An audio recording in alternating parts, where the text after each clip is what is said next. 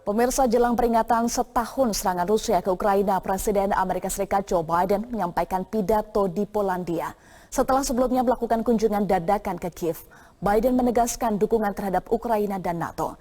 Kita terhubung dengan jurnalis VOA Virginia Gunawan dari Washington DC, Amerika Serikat. Virginia, apa pesan yang disampaikan Presiden Biden dalam pidatonya di Polandia? Ya, Eva dan pemirsa Metro TV, secara tersurat kita jelas bisa mendengarkan bahwa pesan yang disampaikan oleh Presiden Biden ini merupakan bahwa Amerika Serikat dukungan terhadap Ukraina itu tidak akan tergoyahkan, termasuk juga persatuan NATO dan juga dukungan terhadap Ukraina dalam melawan autokrasi. Dan pidato yang disampaikan oleh Presiden Biden pada sekitar pukul 6 malam waktu Polandia ini, menurut data dari kantor wali kota Warsawa itu dihadiri sekitar 30.000 warga Polandia dan juga pengungsi Ukraina. Dan di dalam pidato tersebut juga pidato ini disampaikan beberapa jam setelah Presiden Rusia Vladimir Putin menyampaikan pidatonya atau menyampaikan pembatalan atau penundaan keikutsertaan dalam New START Treaty atau perjanjian bilateral antara Amerika Serikat dan Rusia terkait pelucutan senjata nuklir antara kedua negara tersebut. Dalam pidatonya, Presiden Biden juga menanggapi pidato yang disampaikan oleh Putin dan menyatakan bahwa negara Barat tidak ada atau tidak punya rencana atau tidak punya keinginan untuk mengontrol Rusia, dan menjelaskan atau memberikan tanggung jawab atau menyebutkan bahwa Presiden Vladimir Putin ini yang menjadi pilihan Presiden Vladimir Putin ini yang membuat perang ini terus berlanjut.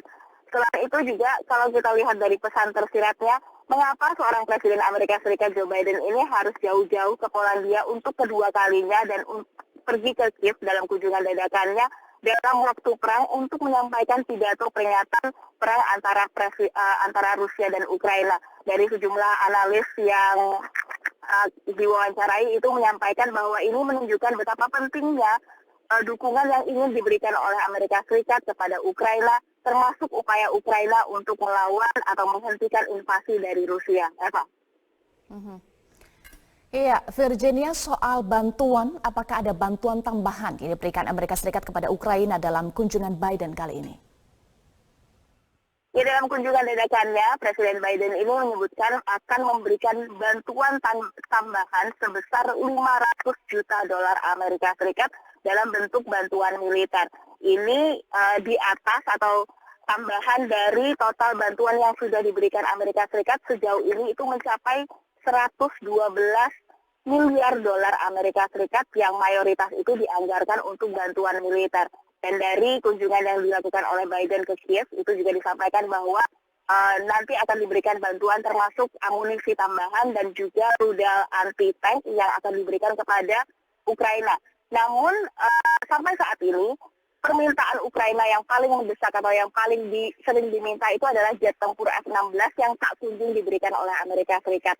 Dari laporan koresponden VOA yang ada di Warsawa menyebutkan sejumlah protes atau demonstran itu meneriakkan USA F-16 atau di depan hotel tempat kediaman Joe Biden sedang berada di Warsawa itu untuk meminta Presiden Joe Biden memberikan jet tempur F-16 kepada Ukraina dalam upayanya untuk melawan Rusia. Eva.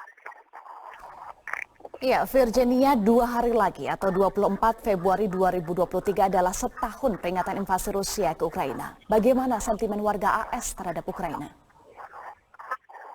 Meski secara umum ini warga Amerika Serikat tetap mendukung Ukraina dalam invasi Rusia ke Ukraina, namun ada split atau ada pembelahan antara kedua pendukung partai di Amerika Serikat ini ya. Kalau misalnya kita lihat dari jajak pendapat terbaru dari Associated Press dan North itu menunjukkan 48% responden yang ditanya itu mendukung Amerika Serikat untuk memberikan bantuan senjata kepada Ukraina. Angka ini turun dibandingkan Mei tahun 2022 lalu ketika awal-awal perang di mana Amerika Serikat itu atau warga Amerika Serikat itu masih sangat antusias untuk membantu Ukraina. Di saat itu angka atau responden yang menyetujui bantuan tersebut itu mencapai 60%. Jadi ada penurunan yang cukup signifikan. Namun memang ini ada aspek politiknya ya. Kalau di Amerika Serikat itu pendukung Partai Republik cenderung lebih ingin untuk bantuan yang diberikan ke Ukraina itu dikurangi. Sementara dari pendukung Partai Demokrat yang juga partai pengusung Joe Biden atau Presiden Joe Biden saat ini itu mendukung langkah-langkah yang dilakukan oleh pemerintahan Joe Biden. Tapi perlu diingat di DPR Amerika saat ini yang didominasi oleh Partai Republik memang ada beberapa upaya untuk mengurangi atau mengurangi jumlah bantuan dana yang diberikan kepada Ukraina dan juga melakukan pengetatan pengawasan terhadap bantuan yang telah diberikan, terutama setelah adanya insiden pemecatan sejumlah pejabat pemerintah Ukraina atas dugaan korupsi, penyalahan guna anggaran atau dana bantuan yang diberikan Amerika Serikat. Apalagi Amerika Serikat ini merupakan negara yang memberikan bantuan terbesar kepada Ukraina selama perang melawan Rusia ini. Eva. Baik, terima kasih Virginia Gunawan untuk informasi Anda langsung dari Washington DC, Amerika Serikat.